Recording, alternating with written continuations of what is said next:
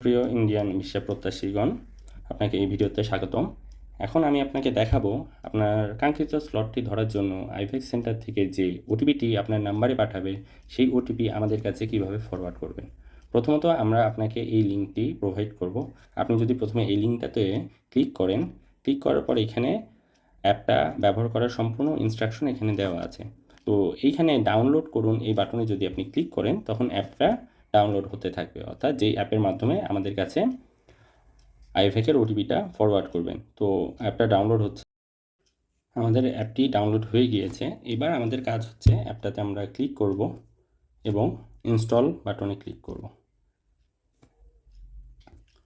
আমাদের অ্যাপটা ইনস্টল হয়ে গিয়েছে। এবার আমরা অ্যাপটা ওপেন করি। ওপেন করার পর এইখানে লেখা আছে স্টপ অপটিমাইজিং ব্যাটারি ইউজেস। এটা আমাদের অ্যালাউ করতে হবে। এটা যদি আপনার ম্যানুয়ালি অ্যালাউ সিস্টেম না থাকে সেক্ষেত্রে পরবর্তীতে অ্যাপটার ইনফোতে গিয়ে আপনার এই পারমিশনটা অ্যালাউ করে দিতে হবে। সেটা আমরা পরে দেখাচ্ছি। প্রথমে আমরা অ্যালাউ করে দিই এবং অ্যালাউ করে দিয়ে অ্যাপটা ওপেন হওয়ার জন্য আমরা ওয়েট করি।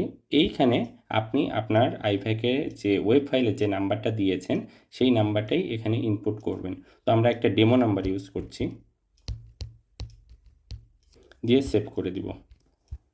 সেভ করে দেওয়ার পরে এইখানে আমাদের অ্যালাউ বাটনটা ক্লিক করে দিতে হবে। এরপরে এসএমএস পারমিশনটাও অ্যালাউ করে দিতে হবে।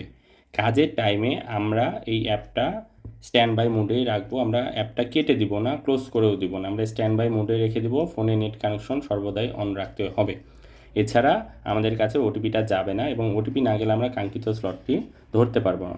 এখন আমি আপনাকে দেখাই যে আপনার যদি প্রথমে ব্যাটারি অপটিমাইজ অপশনটা যদি না আসে সেক্ষেত্রে প্রথমে আপনি অ্যাপটা ইনস্টল করলেন, এরপরে অ্যাপটাতে চলে যাই এবং অ্যাপটা যদি আমরা লং প্রেস করি সেই ক্ষেত্রে অ্যাপটার ইনফোতে আমাদের নিয়ে যাবে।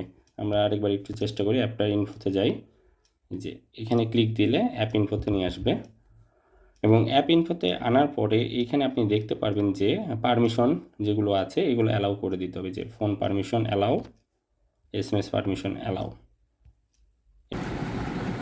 এরপরে আমরা দেখব যে ব্যাটারি পারমিশনটা অ্যালাউ করা আছে কি না। এখানে ব্যাটারিতে ক্লিক যদি দিই এখানে আনরেস্ট্রিক্টেড, আর হয়তোবা আপনাদের ফোনে অ্যালাউ লেখাও থাকতে পারে। এখানে লেখা আছে allow this app to use battery in the background without restriction, অর্থাৎ এখানে আনরেস্ট্রিক্টেড এটা করে দেবেন, তাহলেই হয়ে যাবে।